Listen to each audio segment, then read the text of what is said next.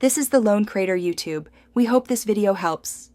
In this video, I will explain how to erase data from your MacBook Pro.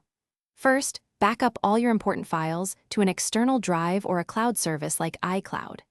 Next, sign out of all your personal accounts, including iCloud, iTunes, and Messages, to protect your privacy.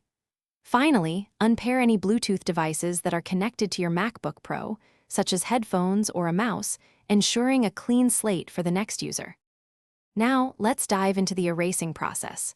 Restart your MacBook Pro and immediately hold down the Command and R keys to enter Mac OS recovery mode. Once there, select Disk Utility from the Mac OS Utilities window.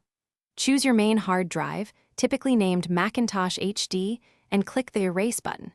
Make sure to select a suitable format like Apps or Mac OS Extended Journaled for optimal performance.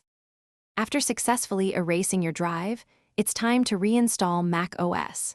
Return to the Mac OS Utilities window and select the Reinstall Mac OS option. Follow the straightforward on-screen prompts to begin the installation of a fresh operating system.